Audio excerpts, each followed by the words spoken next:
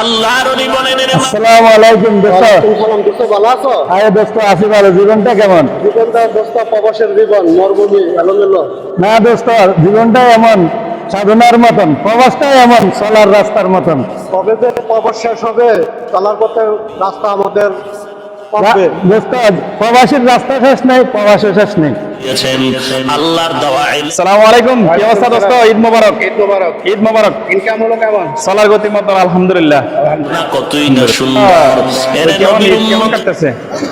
এই তো প্রবাসের ঈদ। যাক আলহামদুলিল্লাহ, ঈদ তো মোটামুটি ভালো কাটতেছে। আসসালামু আলাইকুম। ওয়ালাইকুম আসসালাম, কি অবস্থা ভাই, ভালো আছেন? আলহামদুলিল্লাহ।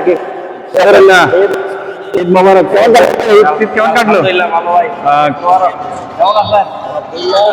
কি হয়ে যায় আল্লাহ পাক তার মর্যাদা অনেক উঁচু করে দেয়। কি কইছো? আসসালামু আলাইকুম। ওয়ালাইকুম আসসালাম ওয়া ভালো রাহমাতুল্লাহ। আছেন আপনারা? আলহামদুলিল্লাহ। কি অবস্থা দোস্ত, কেমন আছো? আলহামদুলিল্লাহ। আলহামদুলিল্লাহ আলহামদুলিল্লাহ। ঈদ টিদ কেমন কাটতেছে? আলহামদুলিল্লাহ ভালো। আপনি কি আমরা কিনে আলাপ করতে? এই তো আমরা একটু ঘুরতে আসছি আলহামদুলিল্লাহ, বন্ধু বান্ধব ঈদের দিনে একটু ঘুরতেছি আলহামদুলিল্লাহ। চলছে আলহামদুলিল্লাহ, আল্লাহ আল্লাহ পাকে ভালোই রাখছে, চলতেছে। ঈদ মোবারক, ঈদ মোবারক। কি অবস্থা দোস্ত, কেমন আছো?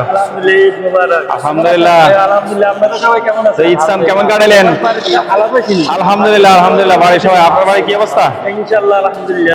হঠাৎ করে তাকায় দেখে পায়ের কিনারায় আসসালামু আলাইকুম। ওয়ালাইকুম সালাম, কি অবস্থা, ভালো আছেন? তো ঈদ টিদ কেমন কাটতেছে? আলহামদুলিল্লাহ। কি অবস্থা আপনার? ফ্যামিলির কি অবস্থা, বাড়ির সবাই ভালো আছেন? এই যে পার্কে আসছি একটু ঘুরালাই, ঘুরাফেরা। ঈদে আমরা 2 দিন ছুটি পাইছি, এখন সবাই মিলে দেখা সাক্ষাৎ করে দূর প্রবাসে থাকি আমরা, এখন চলতে হবে। সবাই বন্ধু বান্ধব মিলে আছি। সবাই মিলে মিশে এছাড়া মন খারাপ করে বসে থাকি কোনো লাভ নেই।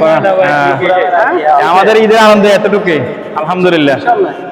সুলতান মাহমুদের থেকে তো আল্লাহর কোরআন অনেক আজমতওয়ালা, দাম বেশি। প্রয়োজনে কোরআনটা রুমের মধ্যে থাকবে, আমি অন্য রুমে যাব। আমার পজিশন ঠিক রাখার জন্য কোরআনটা অন্য জায়গায় সরায়া দেওয়াটা আদব হয় না। তিনি কোরআন শরীফটা জায়গায় আবার পিছনে গিয়া রাখলেন।